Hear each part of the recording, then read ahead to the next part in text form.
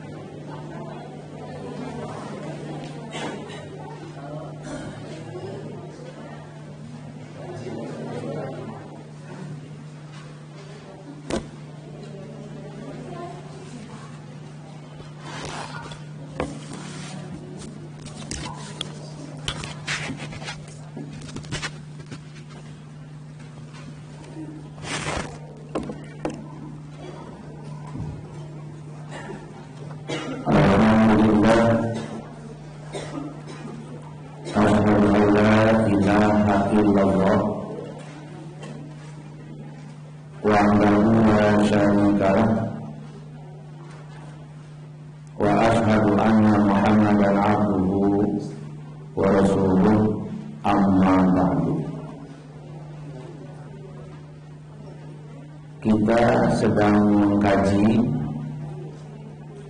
pendidikan keluarga dalam Islam.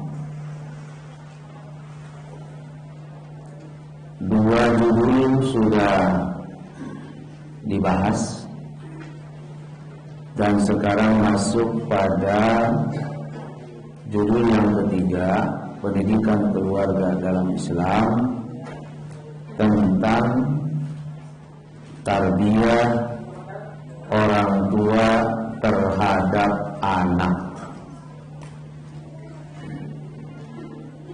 Namun perlu dipersiapkan oleh ibu-ibu dan bapak-bapak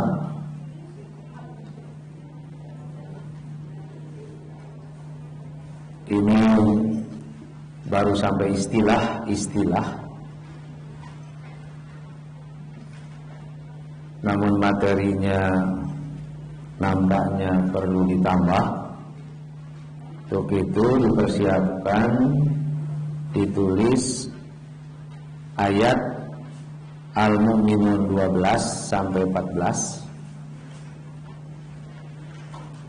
Surat Al-Mu'minun ayat 12 sampai dengan 14. Lalu ditambah surat Al-Hajj ayat 5. Lalu Al-A'raf ayat 172. Jadi melengkapi materinya. Al-Mu'minun 12 sampai 14. Al-Hajj ayat 5. Al-A'raf ayat 172.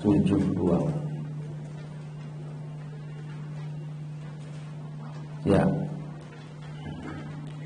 Tarbiyah orang tua terhadap anak.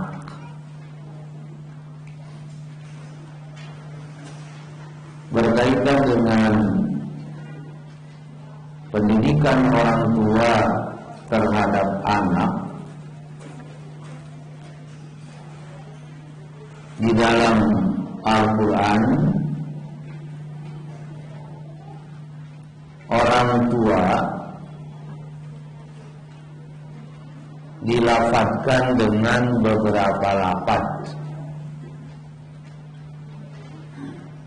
Orang tua itu terdiri dari bapak dan ibu. Maka bapak ada beberapa lafadz, ibu pun juga dilafadzkan dalam Al-Quran ada beberapa lafadz. Termasuk juga anak.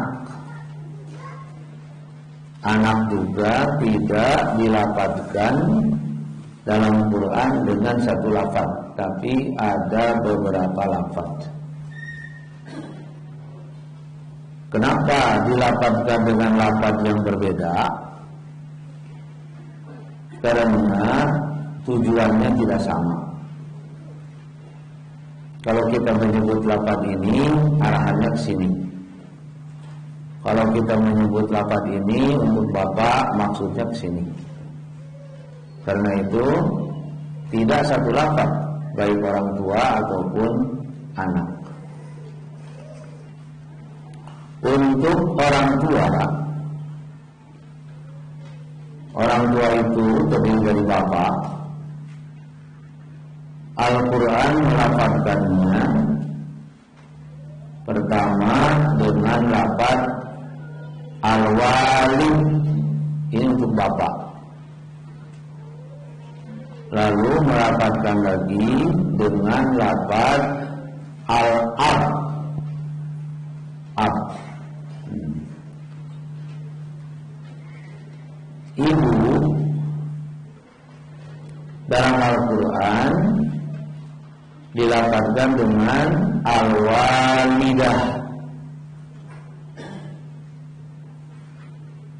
dan juga dilafadzkan dengan lafadz al-ummu, ibu. Karena itu dalam keluarga, terutama pengantin anyar, abi umi, gitu ya. Ada yang membuat istilah, nah pada suaminya abi, pada ibunya umi, jadi abi umi gitu. Anak dalam bahasa Arab, dalam bahasa Al-Quran disebut dengan al-walad, al-ibnu, dan al-gulam. Ini lafaz-lafaz yang digunakan oleh Allah. Sekarang kita awali dari bapak. Bapak dilafadzkan dengan lafaz al-walid seperti tertuang di dalam surat Al-Balad ayat 3. Wa walidu wa ma walad, dan demi bapak dan anaknya. Wa walidun, dan demi bapak, wa ma walad, dan anaknya. Nah, walid yang suka diartikan bapak itu berasal dari kata walada,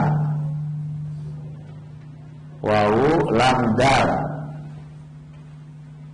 Walada artinya lahir. Lahir. Jadi karena al-walid itu isim fa'il yang melahirkan, berarti jika bapak dilapatkan dengan lafaz al-walid, maka maksudnya ialah bapak yang menyebabkan si anak itu lahir. Jadi bapak yang menyebabkan atau penyebab si anak itu lahir, itu walid. Jadi si anak itu lahir karena bapak ini, begitu. Nah, kita walid namanya. Di sekolah ada bapak kan? Bapak apa di sekolah? Bapak guru. Tapi si bapak guru itu tidak menyebabkan si murid semua yang ada di kelas lahir gitu. Nah, itu bukan walid gitu. Bukan. Nah, jadi jika kita mau mengatakan bapak ini yang menyebabkan si anak itu lahir, itulah al-walid. Sebab benih-benihnya, nasabnya dari dia. Karena itu orang suka berbicara tentang waris bagi anak zina.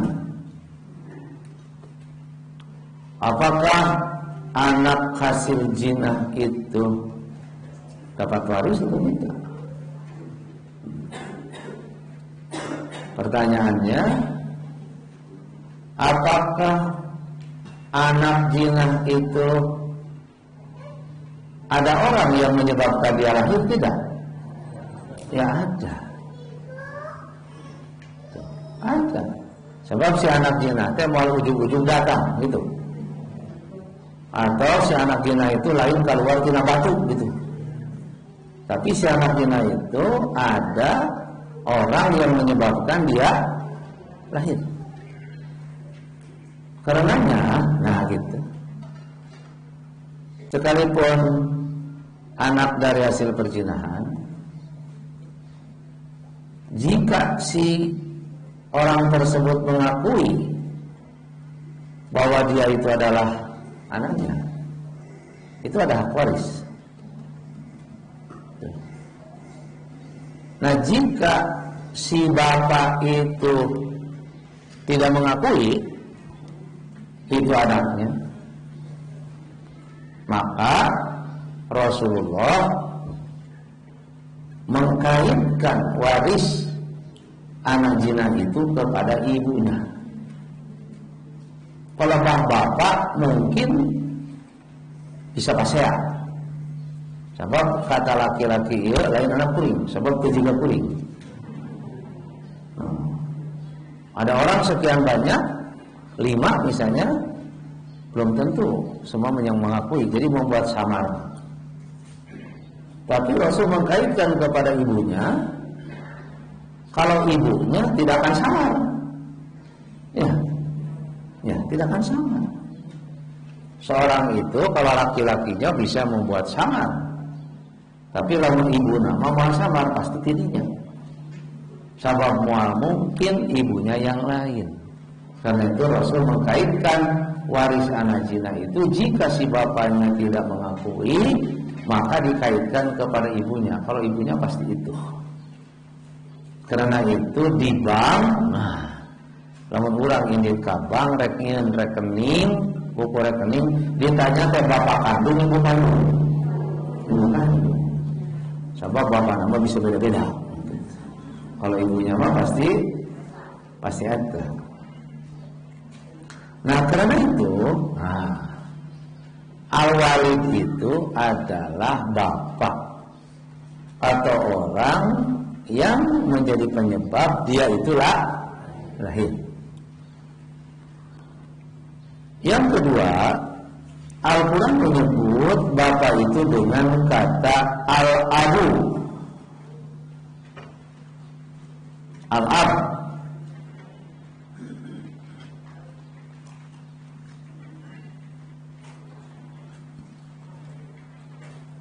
Ini antara lain tertuang di dalam surat Maryam ayat 28. Ya ukhti Harun, makana abuki imra'asu wa makana ummuki baghiyan.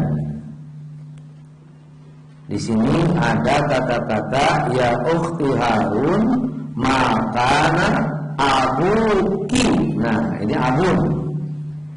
Jadi kata abu itu disebut dalam Al-Quran yang diartikan bapak. Wahai saudara perempuan Harun, yaitu saudara perempuan Harun itu Maryam, ayahmu sekali-kali bukan orang yang jahat dan ibumu bukan seorang pezina. Di sana Allah menggunakan kata abuka. Nah, kata al-ab itu berasal dari kata aba, yakbu, artinya memelihara, mendidik. Itu aba, yakbu. Bisa juga aba yakbu artinya yakduhu wa yurabbihi, yang memberi makan dan yang mendidik. Jadi penekanan kata al-ab yang suka diartikan bapak itu ialah bukan karena orang itu menjadi penyebab anak lahir, tapi seseorang yang memberi makan, seseorang yang mendidik, mengembangkan anak itu. Al-ab namanya. Jadi kalau seseorang yang memberi kehidupan, seseorang laki-laki yang memberikan pendidikan, seseorang laki-laki yang mengembangkan, itulah disebut abun. Jadi ab itu penekanannya kepada faktor pendidikan, pembinaan, perawatan, pengembangan. Itu al-ab. Jadi bedanya dengan walid gitu ya. Kalau walid mah si orang tersebut yang menyebabkan anak ini lahir, dia adalah walid. Kalau al-ab mah orang tersebut yang mendidik, yang mengembangkan, yang memelihara orang ini gitu. Nah, ada seorang bapak nu culeos kanu anak kanu jadi anakna. Budak lahir ditinggalkan, teu dibere makan, teu dididik. Itu apa itu? Walid atau al-ab? Walid. Ngan saukur ngalahirkeun tapi tidak mendidik. Tapi ada orang dia sebenarnya bukan yang melahirkan, tapi dia mendidik, mengembangkan dan memelihara ini. Inilah al-ab. Nah, semacam orang tua asuh. Orang tua asuh itu adalah al-ab. Adapun bapana luar leor juga belut gitu kan. Dua ka mana gitu. Nya ngalahirkeun teh culeos itu adalah walid. Tentu yang baik di dalam Islam, seorang bapak itu dia sebagai walid dan dia sebagai ab gitu. Dia sendiri yang membuat anak itu lahir sehingga menjadi keturunannya. Lalu dia sendiri yang mendidik pengembangan anak itu. Barulah seorang bapak yang ideal. Ya dia walid, ya dia al-ab. Sebab ada bapak itu ngan saukur walid wunggul, tapi dia tidak menjadi al-ab. Itu bagi manusia. Beda dengan ayam. Ya, beda dengan ayam jago. Ayam jago mah, nah di mana bikang geus ngendok terus anakan, maka si jago dengan didik culeos we neangan deui bikang lain teman jago gitu. Beda dengan orang gitu.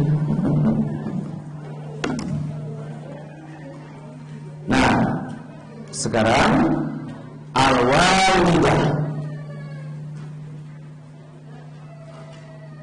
Al-walidah sama berasal dari kata walada.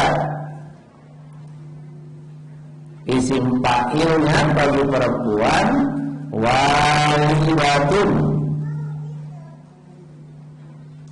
Jadi walidah itu ibu yang melahirkan anak itu, atau ibu yang menjadi penyebab si anak itu lahir. Al-walidah ini seperti tertuang di dalam Al-Quran, Al-Baqarah 233. La tudara walidatun. Nah, ini ada kata walidatun biwaladiha wala mauludun lahu biwaladihi. Janganlah seorang ibu menderita kesengsaraan karena anaknya, dan seorang ayah karena juga anaknya. Wala mauludun lahu biwaladihi. Nah, kata ini padanannya kalau bagi bapak al-walid, kalau bagi ibu al-walidah. Walid bapak yang menyebabkan anak lahir, walidah ibu yang mengandung, yang melahirkan anak itu.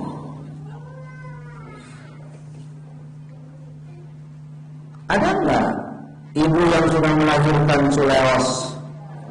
Nah, berarti dia sejauh al-walidah. Nah, lafaz berikutnya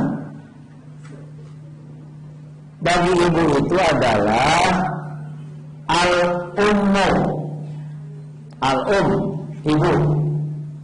Kita sering suka mendengar kata ini umi gitu ya. Tapi uminya pakai alif.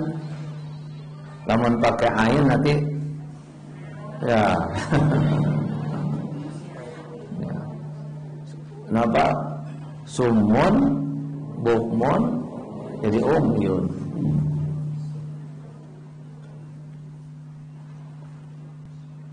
Wa alhayna ila ummi Musa an ardihi, dan kami ilhamkan kepada ummi Musa, ibunya Nabi Musa, an ardihi, agar dia menyusuinya. Ini kisah ketika ya Fir'aun mencari orang yang dapat menyusui anak itu. Maka diadakan undian, ibu-ibu daftar untuk menjadi yang menyusui anak. Tapi Musa tidak mau menyusui. Lalu Allah mengilhamkan kepada ibu Nabi Musa, tentu anak akan mencium bau ibunya. Maka dengan ibu Nabi Musa, maka Musa dapat menyusuinya. Di sini menggunakan kata ummi. Al-um itu dari kata amma ya ummu, artinya menuju, menumpu, meneladani. Jadi itu berkaitan dengan menjadi teladan, menjadi tumpuan, menjadi contoh. Itu. Karena itu di sana lahir kata imam. Imam kan? Imam itu diikuti oleh makmum, diteladani oleh makmum, makanya disebut imam. Dengan demikian, jika Al-Quran menggunakan kata itu maknanya ialah penekanannya kepada seorang ibu yang menjadi suri tauladan, seorang ibu yang menjadi contoh, seorang ibu yang ditiru kebaikannya, itu namanya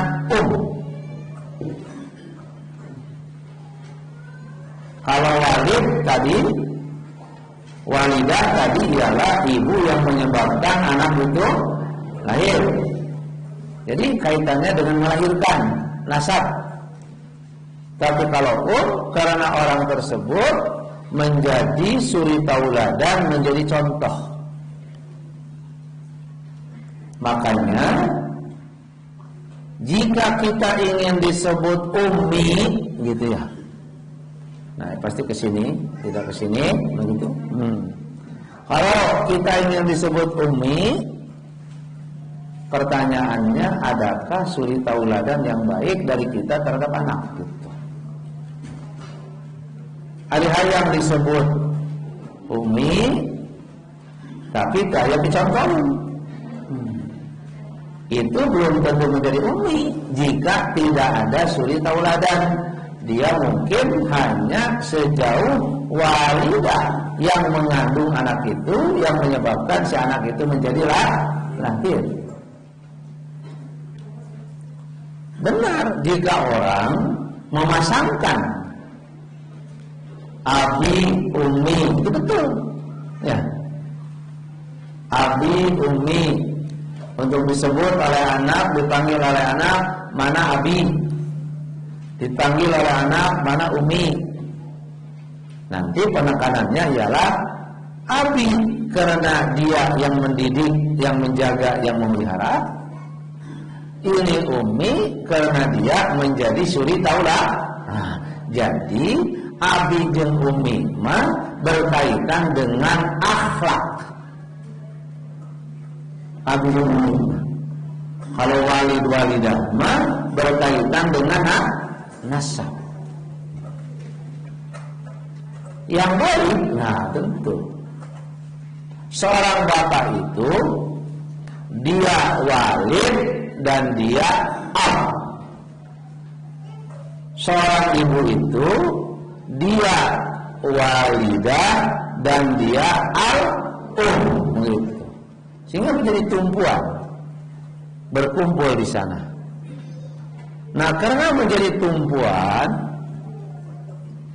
akhirnya kata menjadi berkembang. Ada Ummul Quran.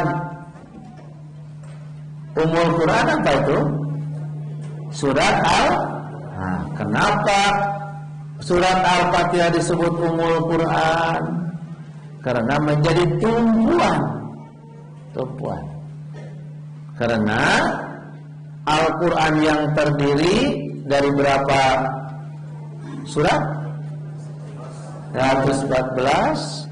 Berapa juznya? 30. Berapa ayatnya? 6. Nah, gitu. Itu yang sebanyak itu. Permasalahannya cuma 5 di Quran teh. Yang 30 juz 114 surat. 1 tauhid, kedua ibadah, ketiga janji, wa'ad wa'id, keempat jalan menuju kebaikan, bayan sabil sa'adah, kelima yaitu tentang surga neraka, yaitu tentang orang baik dan orang yang buruk. Nah, semua yang 5 itu tauhid, ibadah, wa'ad wa'id, bayan sabil sa'adah, lalu cerita sejarah tentang orang baik dan orang buruk, 5 ini dari 114 surat itu isinya cuma 5,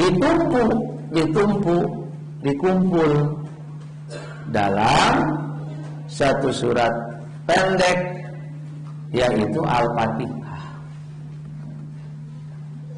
Tauhid adanya pada Alhamdulillahi Rabbil, nah, itu tauhid. Ibadah adanya pada Iyyaka na'budu wa iyyaka nasta'in. Terus, nah, janji untuk mendapat pahala dan janji untuk siksa adanya pada Maliki Yaumiddin, karena yang namanya raja memberi hadiah dan menyiksa. Jalan menuju kebaikan, ihdinas siratal mustaqim. Nah, lalu yang kelimanya Al-Qasas, sejarah orang baik, alladzina an'amta alaihim, sejarah orang buruk, ghairil maghdubi alaihim waladdallin, adanya pada surat Al-Fatihah. Maka surat Al-Fatihah disebut saja Ummul Quran. Juga ibu, karena tempat bertumpu semuanya ke sana. Jika di surat-surat lain kita mendapatkan ayat yang menjelaskan tentang ibadah, berarti kembalinya pada iyyaka na'budu wa iyyaka nasta'in. Ketika pada surat lain kita mendapatkan tentang cerita Fir'aun, cerita Ashabul Kahfi, berarti adanya pada alladzina an'amta alaihim ghairil maghdubi alaihim waladdallin. Sehingga surat Al-Fatihah disebut Ummul Qur'an. 5. Dirangkum deui dari Al-Fatihah teh ku bismillah. Sebab di luhur alhamdulillahirabbil alamin arrahmanir rahim maliki yaumiddin, luhurna teh enak tah. Kalau kita buka Quran diawali dengan apa? Bismillah. Jadi di alhamdulillah walhamdulillah itu dirangkum deui ku bismillah. Bi ismi Rahman, ya, bi itu kan satu, bismillah, bi ismi Allah Ar-Rahman Rahim 5.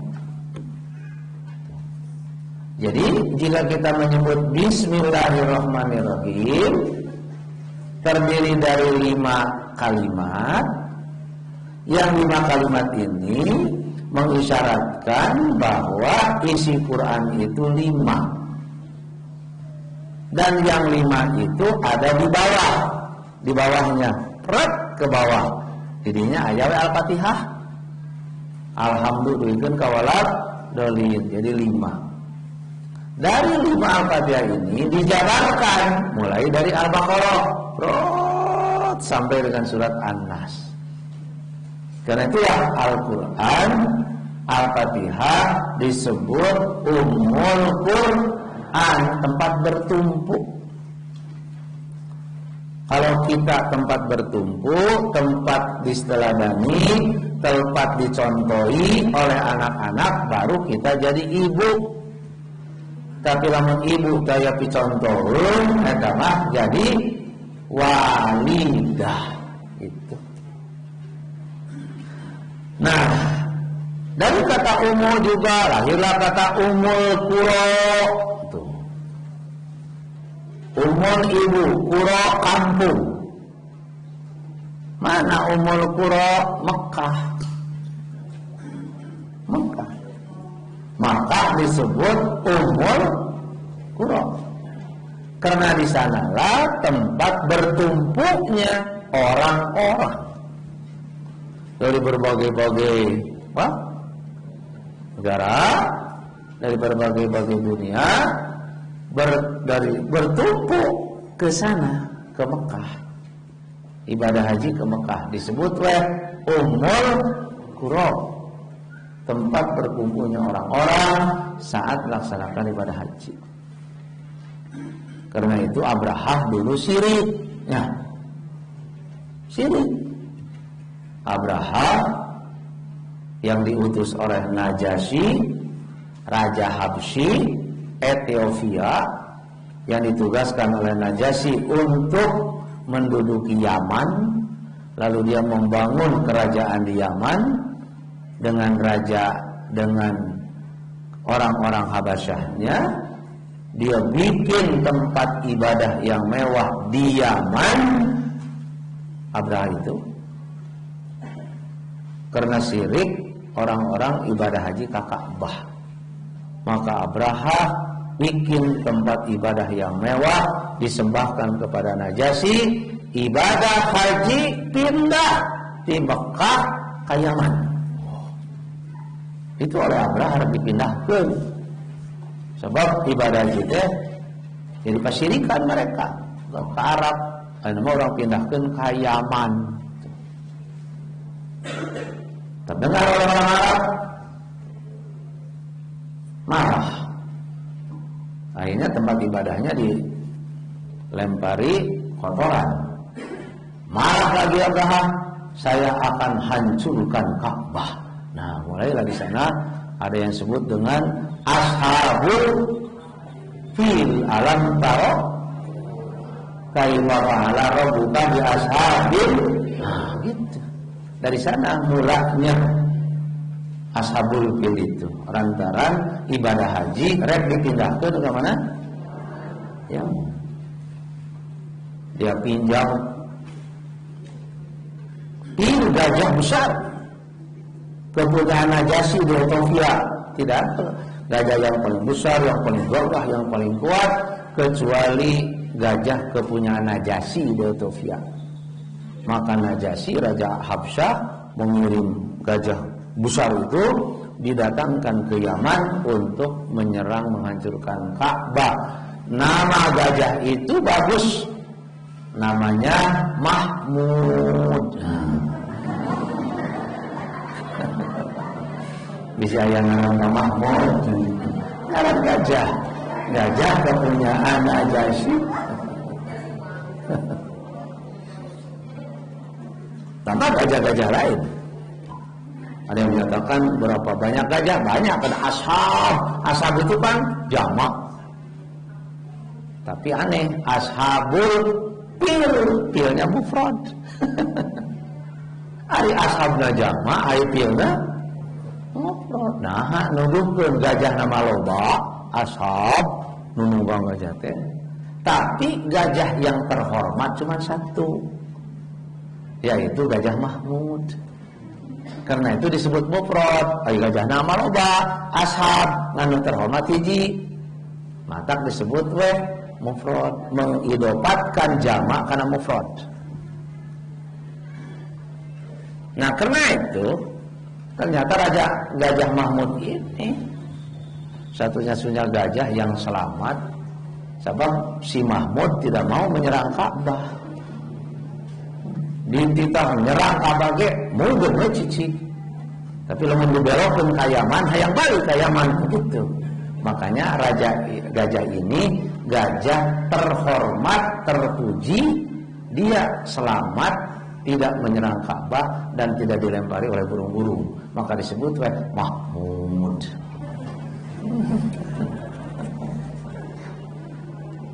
Yang lain hancur. Datang Abraha dengan tentaranya dijaga oleh Junafar, hancur. Gajah lagi oleh raja lain, hancur. Dijaga lagi oleh raja Yaman yang kuat, hancur lagi.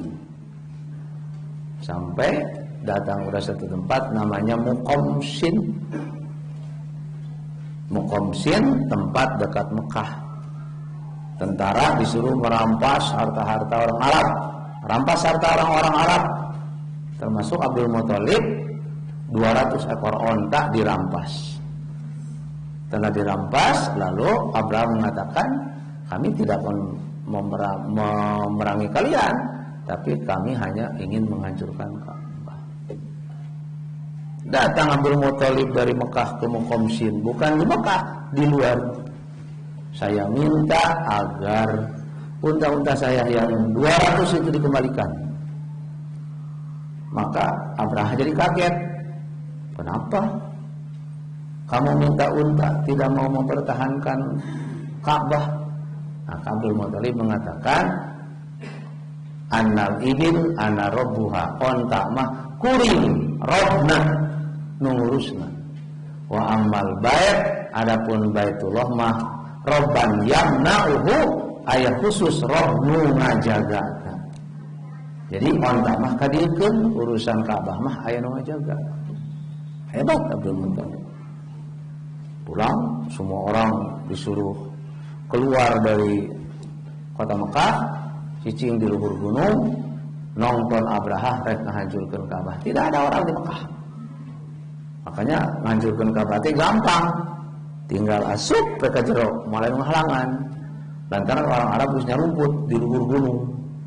Tidak ada yang di dalam. Maka Allah menurunkan burung. Ya.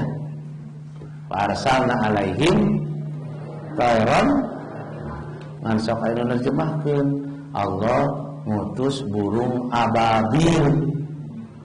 Tayran ababil, sehingga ada bertanya dalam otak teh, piraku burung ababil bisa maledo gajah, da burung ababil mah leutik.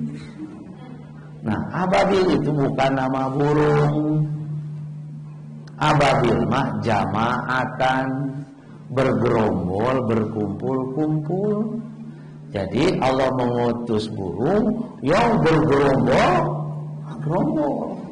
bukan seekor, ini rombongan, ini rombongan, ini rombongan, ini rombongan. Jadi bukan burung ababil, burung yang jamaah. Si burung itu ba'udah, seperti nyamuk. Jadi ayat tulalean membawa 3 batu di kaki dan di patuknya itu. Yang namanya nyamuk itu jarosim. Yang namanya nyamuk itu binatang yang membawa bakteri. Maka si burung itu burung yang membawa bakteri yang disebut daul judari, yaitu penyakit wabah. Jadi wabah corona ya. Ya, maka si burung itu membawa wabah. Batu yang dipatuk, batu yang dipegang, lalu terkena oleh wabah patuk burung itu, lalu dilemparkan kepada Raja Abraha dan tentaranya beserta gajah. Setelah dilemparkan, kena pada badan. Hari kedua ka'aspin makul. Aspin itu apa? Daun.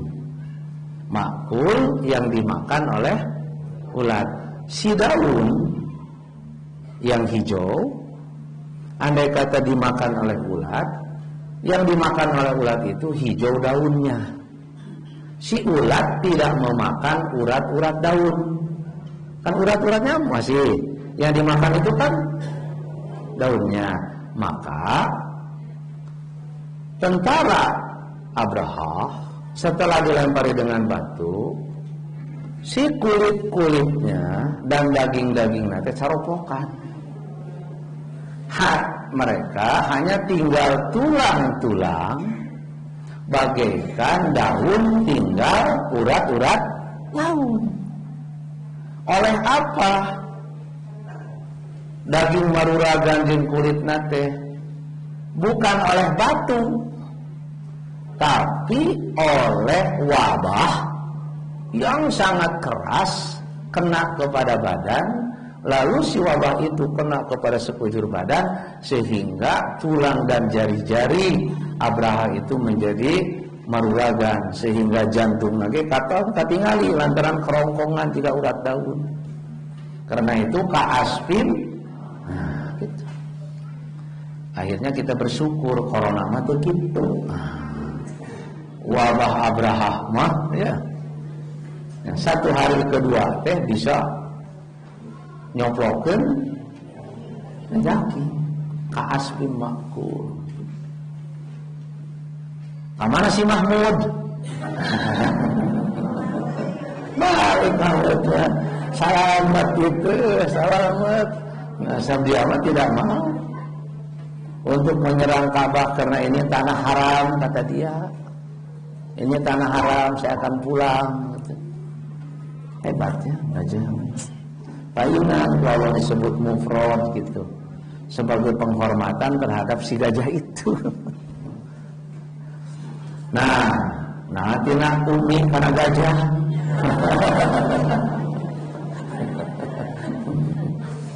Dari kepada gajah karena Mekah itu, khususnya Ka'bah itu disebut Ummul Qura, ibunya kampung. Kata dihubungkan dengan kampung karena si kampung itu menjadi tumpuan gitu. Perhatian semua orang, sehingga orang itu datang dari sana bertumpu ke sana. Yang Abraha sirik rek mindahkeun ke mana? Yaman gitu. Asal itu nyimpang tadinya supaya dihubungkan dengan corona gitu. Jadi ada wabah yang dahsyat, bukan oleh batu hancurnya mereka itu, oleh wabah yang dibawa oleh burung. Karena burung itu pembawa bakteri. Nah, ada lagi Ummu Raqsi. ibu mastaka. Roksi kepala, roksi ibu mastaka, ibu kepala, dan kepala ST. Ibu roksi itu otak. Karena otak ini, tempat bertumpu segala sesuatu. Jadi sekali lagi, kenapa seorang ibu dilapatkan dengan lapat gitu ya?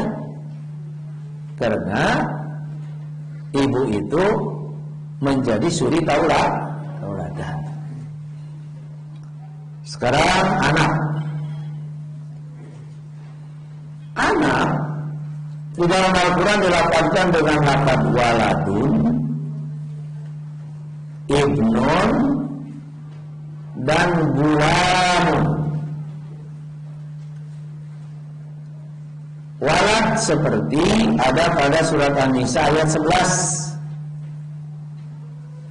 Wali abawaihi, dan bagi kedua ibu bapaknya, likulli wahidin minhuma, masing-masing dari keduanya, as-sudusu, mendapat 1/6 dari harta warisan, mimma taroka, dari yang ditinggalkan oleh yang mati, in kana lahu waladun, jika dia punya walad. Jadi walad di sini adalah anak yang dilahirkan. Karena anak yang dilahirkan secara spontanitas, maka anak tiri dan anak angkat tidak dapat waris. Karena Al-Quran menyebutnya dengan kata walad. Kalau walad berarti anak nasab gitu. Jadi suka ada saja bertanya, apakah anak tere dan anak angkat dapat waris? Nah, dilihatnya dari kata walad itu. Tidak ada hubungan nasab kan antara anak angkat dengan anak tiri, makanya tidak termasuk ahli waris.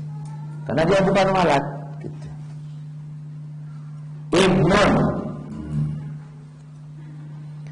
Ibnun dalam Al-Quran seperti Al-Baqarah 87.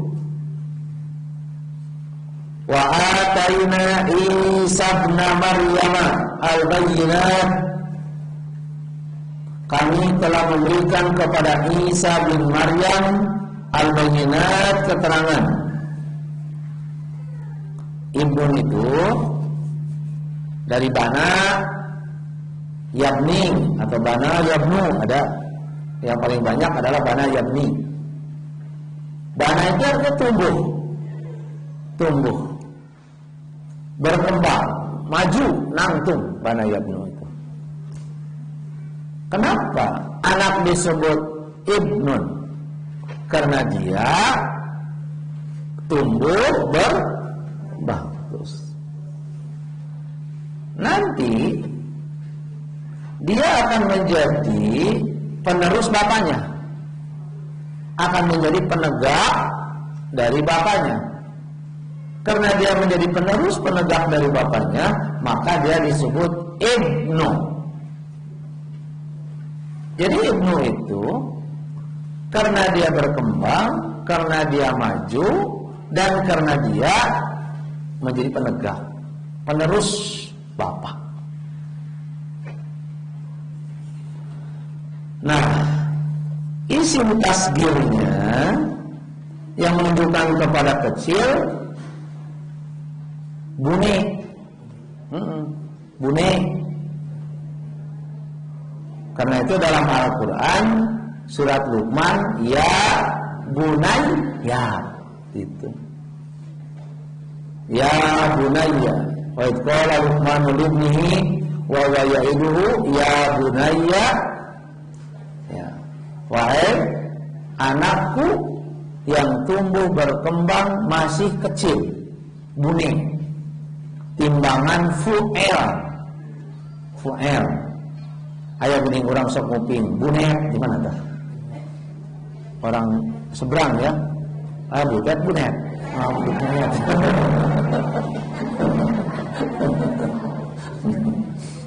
mana fuel kan erotik tadi.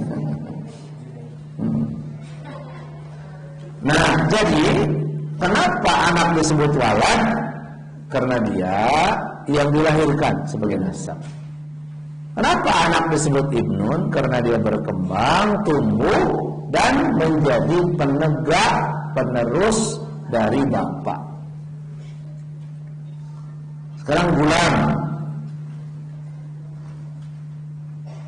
Kata gulam ada dalam Al-Imran ayat 40. Qala rabbi anna yakunu li gulam. Nah, di sini ada gulam. Wa qad balaghanil kibar wa imraati aqir. Nabi Zakaria berkata, wahai Tuhanku, anna yakunu li gulam. Bagaimana mungkin aku punya anak? Wa qad balaghanil kibar, telah sampai kepadaku lansia, wa imraati aqir, sedangkan ibuku akhiran mandul. Akhir mandul. Nah, kata gulam itu artinya atau asyaribu, anak muda yang tumbuh kumisnya. Jadi gulama anak yang mulai tumbuh kumisnya. Jadi bukan anak kecil, tapi anak mulai apa? Mulai remaja, itu namanya gulam. Jadi istilahnya geus mulai beger gitu. Kenapa Nabi Yahya disebut gulam padahal dia kan belum lahir? Karena si anak ini nanti apabila dewasa akan menjadi seorang nabi. Jadi tidak disebut kecilnya, tapi dia disebut dewasanya. Lepas dia dewasa akan menjadi nabi. Makanya disebut gulam. Sedangkan istri Nabi Zakaria alaihissalam adalah akhir mandul. Nabi Zakaria sendiri adalah lansia, yaitu lansia resiko tinggi. Karena dia berusia 120 tahun, tapi dia ingin punya anak. Sementara istrinya mandul.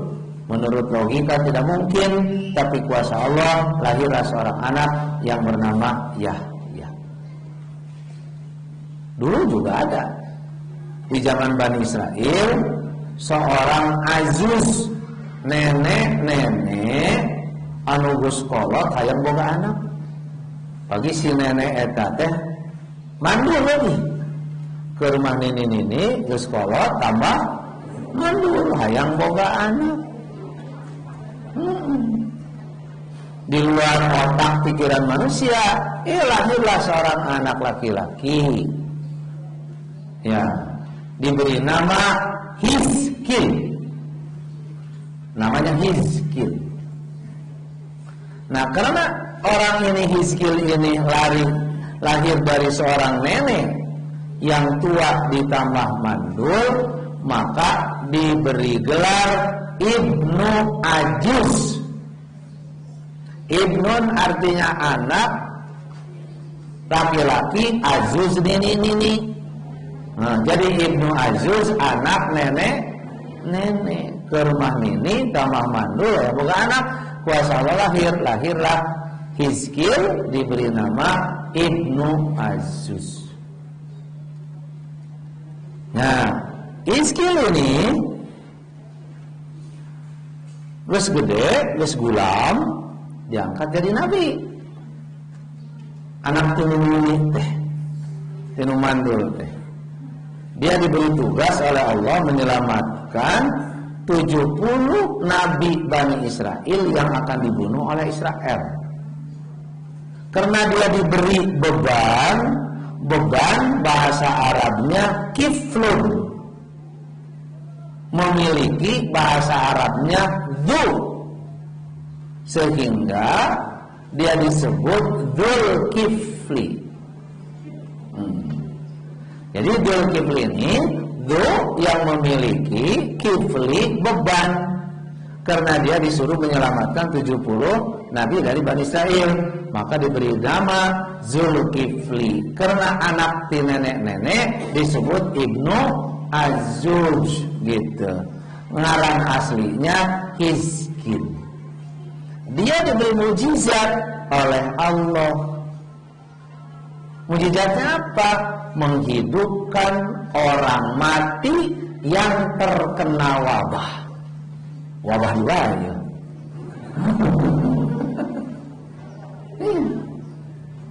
Pernah dulu ada orang Bani Israel, setelah Nabi Musa keluar dari Mesir mau menempati Palestina, Nabi Musa wafat, dibawa oleh Nabi Yusha bin Nun, terjadi wabah di Bani Israel. Mereka keluar dari rumah beribu-ribu karena takut mati. Lalu firman Allah, mutu, matilah kalian. Tidak ada yang hidup satupun terkena oleh wabah terhadap Bani Israel itu. Mati semua. Nah, pada khalifah ke-1 Yusha bin Nun, khalifah kedua Khalid, khalifah ketiga Dzulkifli. Dzulkifli lewat kepada tanah Dawardan yang tempat matinya orang terkena wabah yang sudah bercampur dengan tanah, yang sudah tidak ada tulang berulang lagi. Lalu diberi mujizat oleh Allah, wahai tulang berulang, berkumpullah kalian. Lalu kumpul. Wahai tulang berulang yang sudah berkumpul, bungkuslah kalian oleh daging dan kulit. Lalu dibungkus. Wahai ruh-ruh, kembalilah kepada jasad masing-masing. Lalu si ruh masuk ke jasad.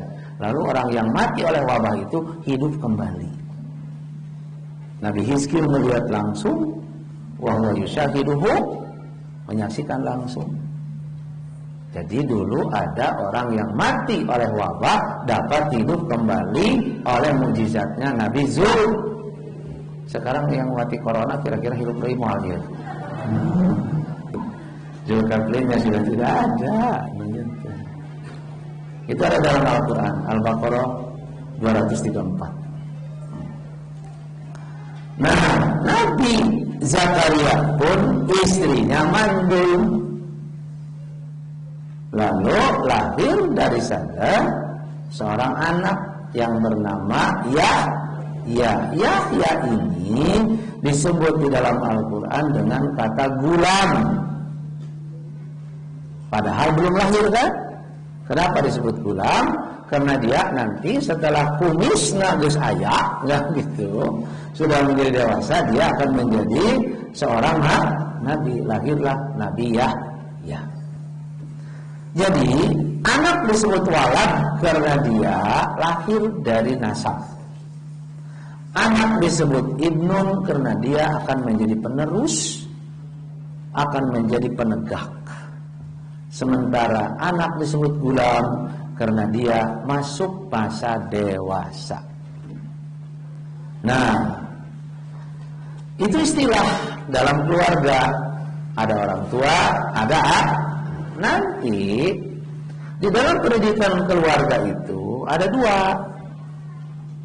Ada sebelum lahir dan ada setelah lahir. Itu sebelum lahir, bagaimana Allah menyebutnya sebelum lahir? Lalu apa pendidikannya?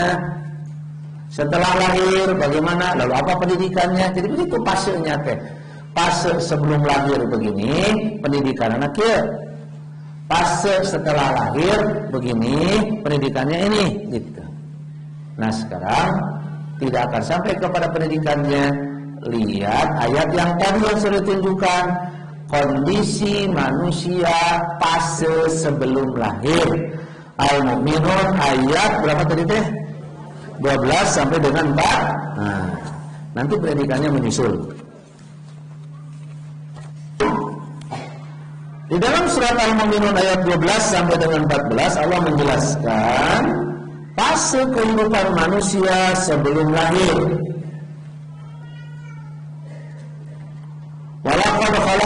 insana min sulalatin min tin.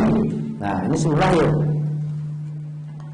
Sungguh kami telah menciptakan manusia min sulalah min tin, dari sari pati. Nah, satu. Sebelum lahir. Siapa? Kita dari sari pati tanah. Nah, dari sari pati ini summa ja'alnahu nutfatan. Kemudian kami menjadikannya nutfah, air mani. Fi qararin makin. Yang air mani itu disimpan pada tempat yang kokoh, rahim. Makanya ibu-ibu sanajan dari badminton bermain bola itu murah-murah gitu. Sebab disimpan pada tempat yang kokoh, mama kita tidak tahu. Fi qararin makin. Nah, dari nutfah itu summa khalaqna nutfata, kemudian kami menciptakan nutfah, setetes air mani itu alaqah, segumpal darah yang beku. Fa khalaqnal alaqata mudghatan, kemudian kami menciptakan segumpal darah yang begitu, mudghatan, segumpal daging. Fa khalaqnal mudghata idoma, lalu kami menciptakan segumpal daging itu menjadi idoman, tulang. Fa kasawna idoma lahma, lalu kami membungkus tulang lahma dengan daging. Ya. Jadi ini proses fase manusia sebelum lahir. Saripati, dari saripati berubah menjadi apa? Nutfah. Dari nutfah berubah menjadi alaqah, darah. Dari alaqah berubah menjadi mudghah. Dari mudghah menjadi tulang. Dari tulang lalu dibungkus dengan daging. Itu prosesnya. Sesudah itu summa ansha'nahu, kami membentuk khalqan akhar, manusia, makhluk yang lain. Jadi sudah berwujud. Di sanalah ruh mulai ditiupkan gitu. Nah, ayat ini ditafsirkan oleh hadis Nabi, fasenya, masanya, tahapan-tahapannya. Nah, nutfah dalam hadis Nabi itu an-nutfah takunu fi rahimi arba'ina yauman. Nutfah, apa nutfah itu tadi itu? Setetes air mani. Air mani itu takunu fi rahimi, ada pada rahim arba'ina yauman, 40 hari. Liangan teh nutfah dina rahim teh 40 hari. Dari nutfah jadi apa? Dari nutfah jadi alaqah. Tina nutfah faida madot arbauna sorot alaqah. Tina nutfah di mana geus lewat 40 hari, alaqatan sabda Nabi menjadi alaqah, segumpal darah. Dari alaqah berjalan lagi menjadi mudghah, segumpal daging yang dibungkus dengan tulang, arba'ina yauman, 40 hari. Jadi 3 fase. Tina nutfah kana alaqah 40, tina alaqah kana mudghah 40, tina mudghah kana idoman jadi 40. Jadi itu gitu tah. 40, 40, 40. Jadi seberapa jumlahnya? 120. 120. Itu seberapa bulan? 4 bulan. Setelah 4 bulan, fa'ansha'nahu. Nah, baru kami membentuk dia khalqan akhar, jadi makhluk, ditiupkanlah ruh kepadanya. Jadi karena itu hadis Nabi menjelaskan apabila bayi di dalam kandungan sudah berusia berapa? 120 hari atau berapa? 4 bulan, dia sudah bernyawa. Dia sudah hidup. Nah, ini proses. Nah, ketika Allah sedang memproses manusia di dalam rahim seperti ini, itu orang tua, bapak dan ibunya harus melakukan pendidikan. Di dalam Allah sedang memproses anak kita menjadi makhluk, kita orang tua, bapak dan ibu melakukan pendidikan. Jadi ada pendidikannya, sekalipun ini sedang diproses gitu. Nah, sekarang lihat lagi ayat berapa tadi teh? Al-Ayat 5. Nah, Al-Ayat 5. Ini kebetulan dijelaskan oleh Allah. Ini mah ayat menjelaskan baik di dalam rahim ataupun setelah rahim. Proses ada di dalam rahim, ada proses pembentukan setelah rahim. Fa inna khalaqnakum min turab. Sesungguhnya kami telah menciptakan kalian dari tanah. Kalau tadi kan dari saripati ya, ini sama saja. Summa min nutfatin, kemudian dari setetes mani. Summa min alaqatin, kemudian dari segumpal darah. Summa min mudghatin mukhallaqah, lalu dari segumpal daging yang dibentuk. Nah, di sini mah tidak disebut daging dibungkus, dari daging menjadi tulang, lalu tulang dibungkus dengan daging. Ini yang diringkas dalam ayat ini mah. Jadi daging mukhallaqah yang dibentuk. Dalam si daging itu berubah menjadi tulang, lalu tulang dibungkus lagi dengan daging, lalu terbentuklah. Kapan? Ketika dalam rahim. Wa ghair mukhallaqah, dan daging yang dibentuk kemudian. Nah, daging wa ghair mukhallaqah dan yang belum dibentuk ini dibentuk setelah lahir. Jadi di dalam rahim dibentuk oleh Allah. Daging dibungkus dengan tulang, tulang dibungkus dengan daging. Nanti wa ghair mukhallaqah, ada pembentukan berikutnya dan yang belum dibentuk. Kapan? Setelah lahir.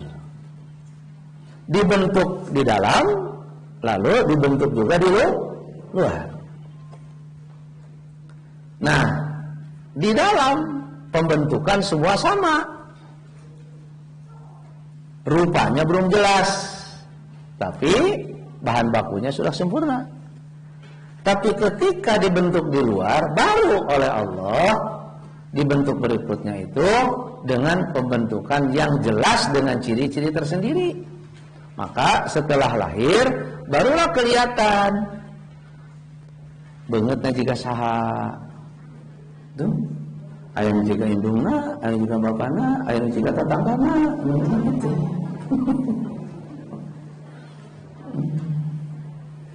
Rambutnya kumaha, kulitnya kumaha, terus dibentuk berikutnya. Usia segini dibagaimanakan, usia segini dibagaimanakan, usia segini dibagaimanakan. Sampai kapan pembentukan setelah lahir itu? Sampai manusia mati. Jadi sampai sekarang pembentukan diri kita dari Allah masih tetap berjalan. Belum selesai. Jadi Allah menciptakan kita belum berakhir. Masih tetap berjalan. Beda dengan boneka. Lamun boneka masa kali jadi orang yang boneka budak 1 tahun, 50 tahun budaknya itu boneka. Terbarbar jadi adik aki habis boneka teh. Tapi manusia mah bertambah pembentukan oleh Allah. Makanya akan kelihatan pembentukan diri kita dari Allah setelah lahir itu. Lihat wajah kita tiap tahun. Ke SD ketinggalkan Oke, gini banget kuring teh tepati kaset. Nah, geus dewasa, harga kaset seeutik. Geus kolot, mulai goreng dulu. Nah, terus geus aki-aki gitu. Nah, kelihatan aja teh. Terus itu. Sehingga kadang diri kita sendiri teu wawuh ka wajah urang sugan teh wajah eta teh lain kuring gitu. Itu kan pembentukan. Nah, itu namanya ghair mukhal. Nah, karena di sini ada mudghah mukhallaqah, ada pembentukan di dalam rahim, ada ghair mukhallaqah dan ada pembentukan kemudian, maka pendidikan pun ada dua diterapkan gitu. Ada pendidikan mudghah mukhallaqahnya dan ada pendidikan untuk ghair mukhallaqah. Makanya sekarang kita sudah lahirkan, kita sedang mengalami sekarang pendidikan ghair mukhallaqah. Jadi lamun keur budak kudu dikumahakeun, geus kolot kudu dikumahakeun dididikna teh. Mun geus rumah tangga kudu makeun, mun geus aki-aki batuk-batuk, nah. Kumahakeun gitu dididikna teh. Jadi ada tarbiyahna, aya tarbiyah.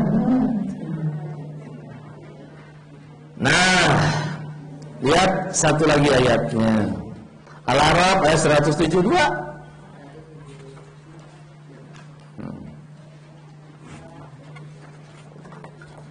Ketika manusia di dalam rahim sudah sempurna dan ditiupkan ruh kepadanya, Allah melakukan perjanjian akidah. Jadi setelah manusia hidup berapa waktu tadi teh? 120 hari 4 terbentuk kan? Nah, terus manusia bernafas, manusia sudah hidup di dalam rahim, barulah di dalam rahim Allah melakukan perjanjian dengan manusia. Wa id akhadha rabbuka, ingatlah ketika Tuhanmu melakukan min bani Adamah dengan keturunan Adam, min duhurihim dari tulang punggung mereka, dzurriyyatahum terhadap keturunan-keturunan mereka, wa syadahum ala anfusihim, aku membuat perjanjian atas diri mereka dengan pertanyaan, alastu birabbikum, apakah engkau yakin bahwa aku ini Tuhanmu?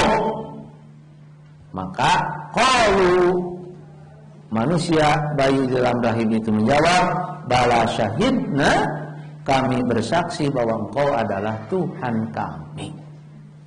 Itu perjanjiannya. Jadi proses pembentukan di dalam rahim sampai Allah melakukan yaitu perjanjian tauhid dengan bayi yang ada di dalam rahim, yang menyatakan dengan lisanul halnya bahwa Tuhan itu adalah Allah gitu. Nah, apa yang mesti kita lakukan dalam proses pembentukan sampai adanya perjanjian tauhid itu? Ya, kita bahas bulan Desember tahun anyar, tahun akhir, tahun depan bulan depan. Nanti ada bagaimana pendidikannya. Ketika Allah sedang memproses, ibu bapak di luar itu melakukan tarbiyah. Terima kasih. Aku qouli hadza astaghfirullah li wa lakum. Wassalamualaikum warahmatullahi wabarakatuh.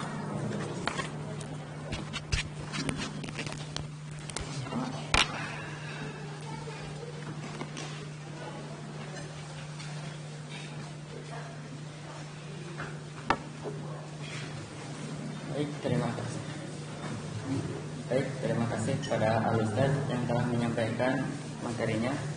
Semoga ilmu yang disampaikannya bermanfaat dan dapat diamalkan dalam kehidupan sehari-hari kita. Sebelum ditutup, kami mohon doa dari seluruh jamaah bahwa salah seorang jamaah Mata Baitur Rahman tadi pagi telah meninggal dunia, yakni almarhum Ibu Mila Alamanda, putrinya Ibu Lilis yang beralamat di Panaris.